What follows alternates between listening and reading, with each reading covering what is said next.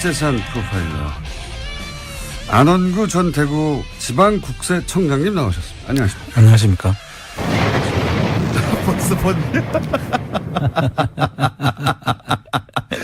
저희 PD가 얘기 듣다가 자기가 빠져가지고 번개칠 타이밍을 계속 놓치거든요. 그래서 지금 일단 한번 쳐놓고 시작하겠습니다. 먼저 연습하신 것 같네요. 네. 자, 지난주부터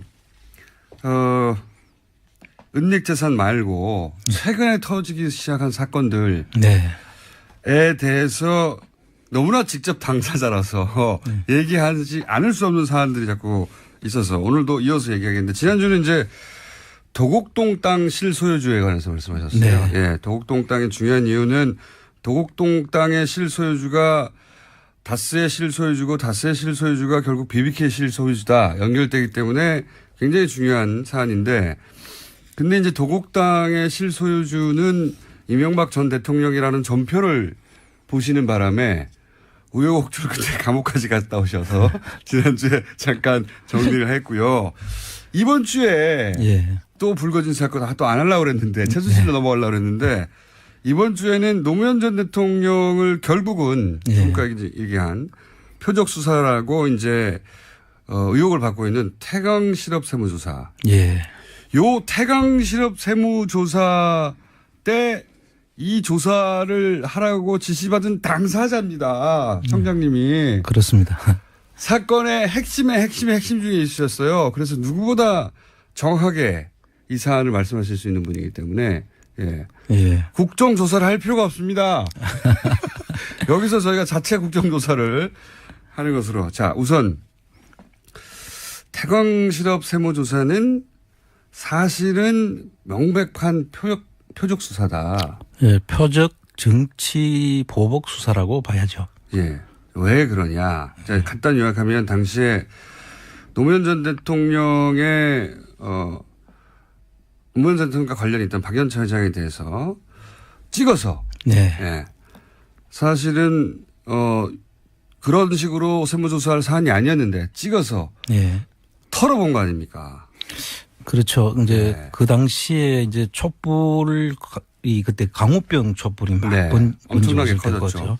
그때 당시에 이제 이명박 전 대통령이 상당히 아마 산에 가서 그 상황을 보고 걱정도 하고 했다는 그런 말도 있었고, 그 당시에 이제 이 상황의 뒤에 촛불의 뒤에는 돌아가신 노무현 대통령이 있다고 그 당시에 판단했던 것 같아요. 이명박 정권이 그렇게 지목을 하고 자발적인, 사실 먹거리를 걱정하는 자발적인 시민들의 시위였음에도 불구하고 그 뒤에 촛불을 누가 사줬냐 이런 얘기를 하면서 그 말의 의미는 그 뒤에 노무현 전 대통령이 이런 시위를 주도하거나 지시한 거 아니냐. 그렇게 의심을 했던 것 같아요. 해당 당시 이명박 정권은 그렇게 의심을 하였고, 실제 그래서 이명박 전 대통령이 노무현 전 대통령을 찍어서 제거하기 위해서 시작한 프로젝트 1번이 바로 이거였다. 그래서 그 당시에 보면은 노무현 대통령 주변에 있는 인물들, 예를 들면은 이제 노무현 대통령이 허리 수술을 하신 우리들 병원, 그 다음에 잘 가던 밥집, 삼계탕집이 이제 노무현 대통령하고 이제 잘 아는 지인이 그걸 운영하고 있었는데, 유명한 집이죠. 그 삼계탕집을 세무조사를 또 했다는 거죠. 삼계탕집을 세무조사하는 건 정말 삼계탕집을 털고 다 털어본 거죠. 그다음에 무슨 또 골프장을 운영하던 제2로 시작하는 골프장 그런 분들 뿐만 아니라 그 주변에 있는 사람들 모든 사람들을 조사를 했던 거예요. 근데 거예요. 안 나오는 거예요. 아무것도. 안 나왔죠. 그래서 이제 마지막으로 이 태강실업에 대한 저걸 걸었던 것이 아닌가 저는 그렇게 생각하고 있습니다. 그렇게들 그때도 말들이 많았습니다. 그런 거 아니냐고 당연히. 그런데 이제 이게 왜 표적 수사고 기획 수사냐, 이제 그 얘기를 또 해주셔야죠. 이 이제 표적 수사와 기획 수사라고 보는 의미는 이게 일반적인 정상적인 조사 같으면은 이제 개선을 따라서 이제 이루어져야 되죠. 개선이라는 게 뭡니까? 라인 이제 조사 라인이 그 절차가 있지 않습니까? 그렇겠죠. 예를 들면 서울청 4국의 조사를 한다 하더라도 본청장, 서울청장, 조사국장 이런 식으로 이제 라인이 내려가는데 정상적인 라인이 있는데 사실 제가 거기에 들어갈 이유가 없죠. 저는 그 당시에 서울청 세원관리국장으로 있었단 말이죠. 세원관리국장. 그 휴가가 있던 저를 휴가 중에 저를 불러가지고 갑자기 불러서 본청장실로 그것도. 저는 그때 당시 소속이 서울청 세원관리국장이니까 정상적인 지시 같으면 서울청장한테 지시가 내려와야 되고 서울청장이 저를 불러가지고 지시를 하는 게 그게 순서죠. 그리고 이 사안을 조사할 위치에 있지도 않으셨잖아요. 그렇죠. 그리고 조사국장이 아니었기 때문에 조사와 관련된 이야기를 할 계제가 안 됐죠. 그러니까 총장이 그 보직이 있지 않은 사람을 직접 부른 거 아닙니까? 그렇습니다. 그것도 휴가 중에 그 일요일 날로 기획을 하는데요. 갑자기 전화 온 거죠. 갑자기 전화가 와서 이제 청장실로 올라오라고 해서 그래서? 정말 가기 싫었지만 그럼 뭐 오라고 하니까 상사가 오라 그러니까 또 가야 된다고 생각해 갔는데 가셨어요. 갔더니 이제 태강실업 세무조사를 해야 된다. 이 태강실업 세무조사해야지 노무현을 잡을 수 있다. 실제 그런 이야기를 했죠. 그 자리에서? 직접 들으신 얘기예요? 직접 들은 이야기죠. 그래서 번개. 또 우리 잡을 수 있어요. 그래서 한 발로 준 번개. 그 당시에 이제 그래서 서울청 세원관리국장인데 정상적인 절차를 아까 이야기했듯이 절차를 밟아서 지시를 하면 한상률 청장이었죠 당시에. 그 당시 한상률 청장이었죠. 그래서 들어가서 이제 그렇게 이제 소극적인 저항을 했죠. 그 절차를 밟아달라. 소극적인 저항을. 그랬더니 아니 청장이 지시를 밟아주면 될 거 아니냐 이런 거예요. 그렇지만 사실은 조사국장이 아닌 사람한테 하락하면 그 일을 맡기는 그 정당한 의미가 있어야 되잖아요. 그렇죠. 그런데 청장이 시키면 하는 거지 이런 식으로 이야기를 해서 노무현 대통령을 잡으려면 이거 해야 되니까 네가 해 이거 아닙니까? 그런데 그 이유는 제가 이제 국제조세 관리관도 했고 이제 그 당시에 이제 총무과장 할 때 본청 총무과장도 제가 했는데 그때 이제 베트남을 청장을 수행해서 간 적이 있습니다. 다른 청장님을. 그래서 그분들하고 이제 베트남 청장을 제가 이제 여러 번 이제 제가 만난 적은 있습니다. 그러니까 베트남 이 박연차 회장 같은 경우에는 베트남의 그 국빈 대우를 받고 있다고 하더라고요. 그것도 한상률 청장이 내한테 해서 내가 그때 그분의 위치를 알은 일단 거죠. 조사를 했군요. 쭉 조사를 했는데. 그래서 이제 국빈 대우를 받고 있기 때문에 보통 사람이 가서는 이 베트남 청장의 그 협조를 얻어내기 어렵다. 그러니까 당신이 직접 가야 된다. 베트남에서 대우를 받는 기업인이니까 그냥은 안 해줄 것이고 아는 사람이 가야 한다. 베트남을 털어야 되는데. 그런데 당신이 베트남 쪽 해본 적 있지 않냐. 베트남을 여러분 가기도 했고 이제 오면은 그분들하고도 그 접촉이 있었고 잘 알지 않느냐. 그래서 그런 이유로 뭐 조사국장도 아닌 사람을 불러가지고 이야기한다는 것은 분명한 의도가 있었지 않겠습니까? 그렇죠. 당연히. 이미 말도 했고. 노무현 대통령을 잡으려고 하는 했다고 했고. 그리고 그 순간 그 이야기를 하면서 또 이런 이야기를 했어요. 그때 제가 대구청장에서 자천시켜 놨잖아요. 서울청 세원관리국장 한 서너 단계를 자천시켜 놨는데 그 명예를 대학생을 중학교로 가라고 한 거죠. 성과를 내면 명예를 회복시켜 주겠다. 이렇게 이제 또 자천을 시켜놓고 말 들으면 다시 올려줄게. 그렇게 이제 또 덥석 물지 그러셨어요. 그 상황은 너무나도 명백하게 보이지 않습니까? 그 당연히. 그리고 저는 사실 상당히 존경하는 분이고 노무현 대통령은 지금도 그 이야기만 하면 막 가슴이 먹먹해지는데 그걸 하라 그러니까 좋을 리가 없죠. 제가.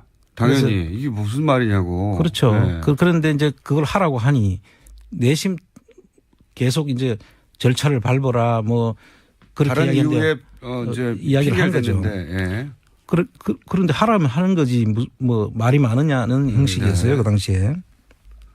그래서 이제 그 조사를 하라고 하면서 조사에 투입할 것을 이제 지시하길래 그럼 절차를 밟아주고 명령을 내려달라. 그러면 내가 하겠다. 그러니까 그건 내려주겠다라고 하면서 얼마 안 있으면 베트남 청장이 올 거다. 그러면 그 베트남 청장을 내가 또 다시 접대를 하라는 거예요. 영접을 하고. 그래서 내가 베트남 청장을 영접하고 이런 것도 제가 할 일이 아니잖아요. 당연히. 오면은 그 국제조세 관리관 이 나서서 해야 될 일이고 보직이 다 있는데 거기 다 그 사람들 나중에 보니까 그 사람들도 나오긴 나왔더라고요. 네. 무슨 일이 있었냐면 한 베트남 청장 회의가 있었습니다. 그때 네. 한국하고 베트남 청장 회의가 있어서 그 당시에 중구에 있는 한국의 집에 예. 저를 거기에 참석하라고 한 거예요. 예. 그 저녁 식사하는 자리에. 예, 일단 가서. 근데 저는 퇴근을 해버렸죠. 예. 참석하라고 여러 번 지시가 내려왔는데 항상 소극적 저항. 그 당시에 싫어 퇴근 뭐 이런 거. 예. 제가 퇴근을 해서 집에 가 있는데 그 당시 세원관리국 국제조세관리관을 할 때 제가 같이 근무했던 과장이 예. 몇 차례에 걸쳐가지고 계속 독촉 전화가 옵니다. 빨리 참석하라고. 청장이 이제 명령했겠죠. 빨리 그렇죠. 부르라고. 그래서 실제로 한상윤 청장이 나를 계속 빨리 오라고 한다고 지시가 떨어졌다. 그래서 오라고 해서 제가 그때 가면은 이제 술을 먹을 걸 알고 이제 집사람 차를 타고 저는 이제 운전을 할 수 없는 상황이 될 거니까 소극적으로 가셨어요. 예, 갔어요.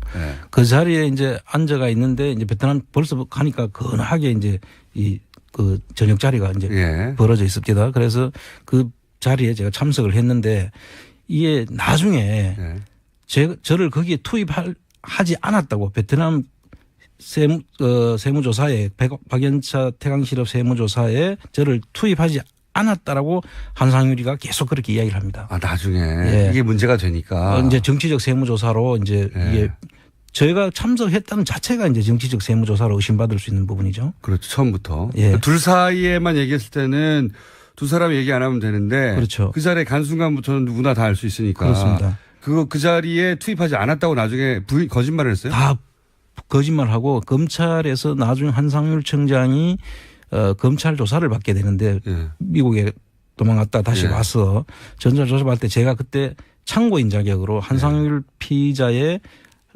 안원구인 참고인 자격으로 제가 가서 대질신문을 요청을 합니다. 제가. 대질신문. 그래서 그 대질신문에는 영상이 지금도 있습니다. 네. 그래서 그 자리에서 계속 제가 그 자리에 올 수도 없었고 오지도 않았다고 계속 부인을 하고 그전 사전 그 검찰 조사에서도 그 부인을 했었더라고요. 보니까. 그런데 그 자리에서 만나서 대질을 하는 과정에서 자기도 모르게 제가 거기에 참석할 수밖에 없었던 거를 설명을 하는 과정이 나와서 그 모든 것이 이제 다 거짓말 했던 것이 오히려 자기가 거짓말이었다는 것이 들통나는 그런 사건이 생깁니다.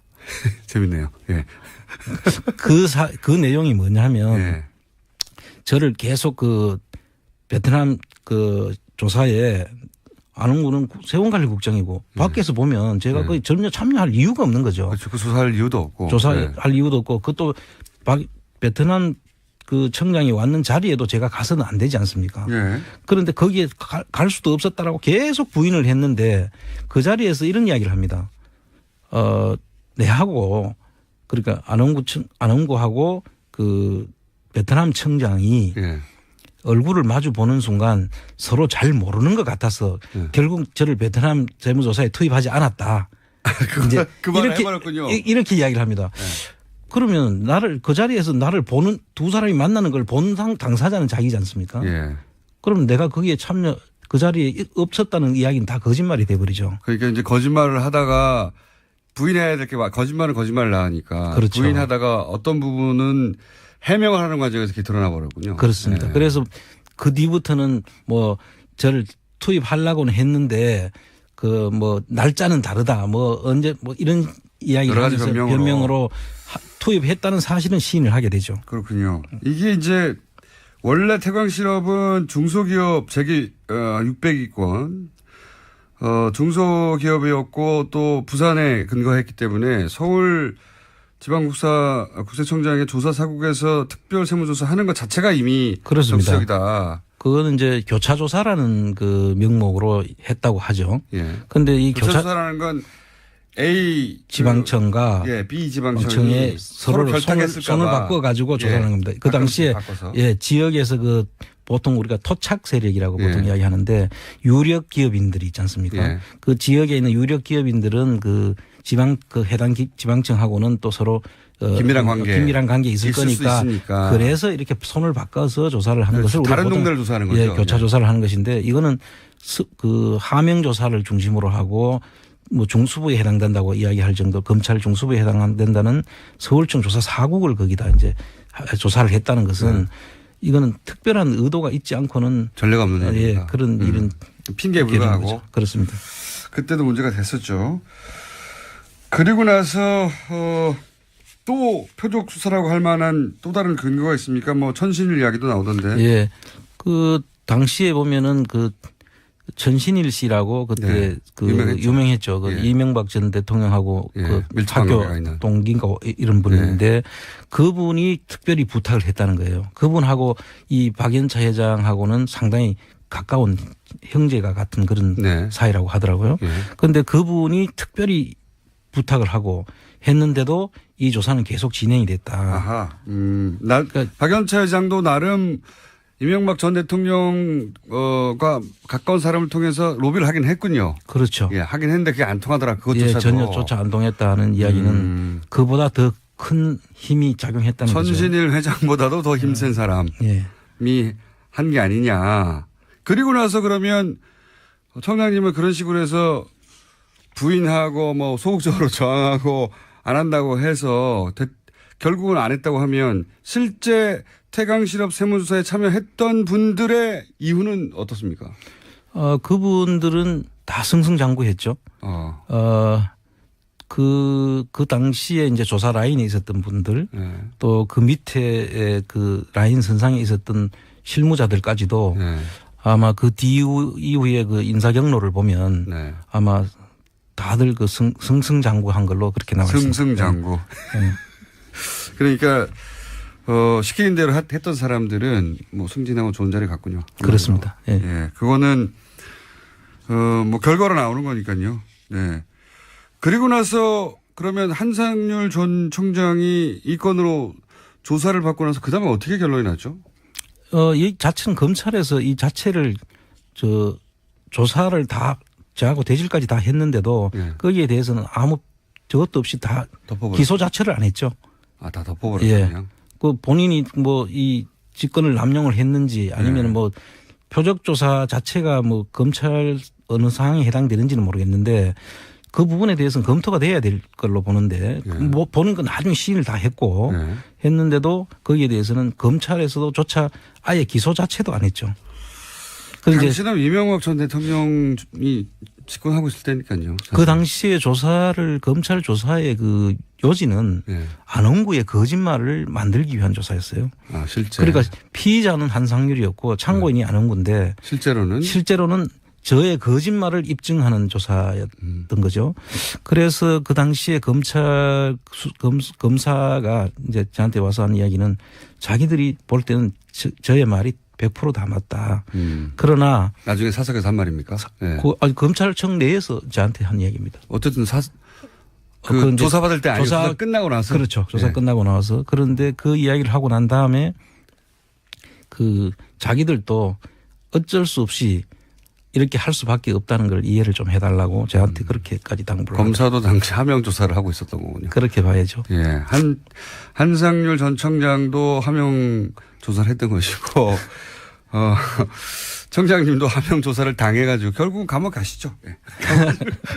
감옥 가시는데 그러면 한상률 전 청장은 피의자였지만 형식은 피의자였지만 면제해주기 위한 것이죠. 면제부 조사였다는 것이 거의 제가 그 당시에 받은 느낌이 확실한 것입니다. 결과도 그렇죠. 예. 실제로 그 조사 이후에 소위 다 털리고 나서 털어지고. 이거 말고도 많이 있었거든요. 이거는 그냥 태강실업 세무조사였을 뿐이고 그 외에 그 혐의 사항들이 많았는데 그 내용들도 다 사실은 다 밝혀졌죠. 다 밝혀졌는데도 무슨 연유인지 그 당시에 미국 가 있는 동안에 받았던 고문료 7억 5,900만 원인가. 고문료라는 걸 좀 설명해 주십시오. 고문료는 기업에다가 자문을 하고 거기 대가로 받는 돈인데 그렇죠. 그 한국에 있지도 않는데 미국에서 그 돈을 받았다는 거 아닙니까? 그래서 그것도 말들이 많았죠. 그러니까 소위 체재비를 미국에 그렇죠. 있는 동안 한국에 돌아올 수가 없었기 때문에 당시에 체재비를 대기업이 대준 거 아니냐. 그렇습니다. 왜냐하면은 뭐 보고서 몇 개 쓰고 몇 억씩 받았으니까요. 그 보고서도 아주 뭐 광고와 관련된 보고서. 그 본인이 광고에 그렇게 전문가인 줄 저는 몰랐어요. 그때도 말이 있었습니다. 그때도. 이게 이걸로 몇 억씩 받는다는 게 말이 되냐. 근데 여하간 대기업으로부터 결국은 그동안에 차지하는 비용을 받았다. 그래서 그 네. 보고서 하나를 가지고 고문료는 다 기소 자체에서 뺐고. 그것도 다 빼버렸고. 네. 그 기소를 한 것은 주정회사에서 받은 뭐 고문료인데 그걸 6,900만 원을 가지고 기소를 했더라고요. 그런데 그것도 그 기소도 이제 현직에 있는 과장이 주선을 해서 본인이 받게 된 건데 그 현직에 있는 저 과장은 거기에서 이제 기소해서 몸이 아프다는 이유로 기소유예를 해버렸어요. 그 공동정범으로 봐야 되는데 그걸 기소유예를 해버렸죠. 친절하고. 그러니까 그 실제로 주관했던 그 직원을 기소를 유예해버리니까 당연히 그 자체 결과는 뻔하지 않습니까? 그래서 그 결과를 무혐의를 받았다고 주장을 하더라고요. 그리고 나서는 결국 당시에 한상률 전 청장이 새누리당 공천을 받으려고 했다는 얘기도 그때 당시 있었습니다. 실제로 공천을 거의 다 받는 것으로까지 알려졌는데 하루 전날 바뀌었다는 이야기를 기자로부터 들었죠. 왜 하루 전날 바뀌었는지 저는 모르겠어요. 이제 본인은 당선 가능성이 있을지 모르나 다른 사람들한테 영향을 준다. 그러니까 이게 그때 이제 돌던 이야기는 한상률 전 청장이 이렇게 해서 국회의원까지로 재등장하게 되면 다시 이야기가 불거진다. 그렇죠. 그러게 되면 본인은 모르겠으나 다른 그 입 후보자들 그 사람들한테 그 영향을 미치게 돼서 오히려 전부 다 낙선을 할 가능성이 있으니까. 노무현 전 대통령 표적 수사의 당사자가 국회의원까지 다시 되면 그 사안으로 당시 총선이 그 논란으로 다시 이제 휩싸일 것이고 그러면 불리하다 뭐 이런 판단이었다고. 그렇게 들었습니다. 그런 이야기들이 있었습니다. 근데 정확한 이유는 모르고 그런 추정들이 많이 나 있었죠. 그렇습니다. 지금 본인이 직접 그 연루됐던 태광실업 세무조사, 기획조사에 대해서 얘기하고 있는데 그럼 이걸 누가 했을까요? 누가 이걸 지시했을까요? 그 지시를 그 당시에 이제 한상률 청장하고 이명박 대통령이 독대했다는 얘기는 여러 번 했죠. 독대를 한두 번 했다. 그리고 나중에 조사 결과는 그거를 민정실을 패스를 해버린 거예요. 뭐 요즘 뭐 코리아 패싱 뭐 이런 이야기를 많이 하는데 사실 민정 패싱을 한 거예요. 그러니까 민정에서 상당히 그걸 불만이었고 그걸 국세청에다가 이의를 제기했다라고 하는 그 조선일보 기사가 그 당시에 있었습니다. 그래서 그걸 보면 직접 둘이가 다이렉트로 이야기했는 것 같고 그거를 뒷받침하는 그 두 사람의 전화를 제가 옆에 있을 때 봤습니다. 아, 그래요? 그러니까 이명박 전 대통령과 한상률 청장이 다이렉트로 통화하는 내용을 직접 들으셨다고요? 그렇죠. 저하고 단둘이 있는 자리에서 그 전화를 받는데 이제 그때 뭐 추정을 할 수밖에 없긴 한데 전화를 내가 듣지는 못했으니까 손을 이렇게 엄지손가락을 이렇게 치켜듭니다. 이 전화가 여기하고 통화하는 거다라는 식이죠. 그래서 국세청장이 여기라고 할 때는 뭐 재무부 장관이겠어요? 아니면 대통령밖에 있을 수 없잖아요. 그래서 제가 그때 추정하기나 그렇게 저는 인식을 받아들였죠. 그렇게 알아들으라고 얘기한 거겠죠. 그런 전화가 두 번 있었어요. 그런 전화가. 사건 현장에 많이 계셨군요. 그렇습니다. 자, 요거 할 얘기 더 있어요. 요거 할 얘기 더 있는데, 태광실업이 표적 기획 세무조사였던 것은 그 출발부터 아예 한상률 청장이, 당시 안원구 청장님에게 노무현을 잡기 위해서 이걸 시작하는 거라고 말하는 순간. 네, 그렇죠. 말했다는 것으로부터 이미 알 수 있는 내용. 그거 직접 들으신 거 아닙니까? 그렇습니다. 요 사안은 저희가 아직도 뒷부분이 많이 있습니다. 오늘은 여기 1부 하기로 하고요. 다음 주에 나머지 2부, 흥미진진한 2부가 좀 남아 있습니다. 그 사건의 현장에 많이 계셨어요. 최순실 은닉재산 추적하는 것은 그 다음 시간에 또 이어서 하기로 하고 태광실업 표적조사에 관한 것은 오늘 1부 여기서 마치도록 하겠습니다. 지금까지 번개 한 번밖에 안 했네요. 네. 그렇습니까? 안원구 전 대구지방국세청장님이었습니다. 감사합니다. 감사합니다.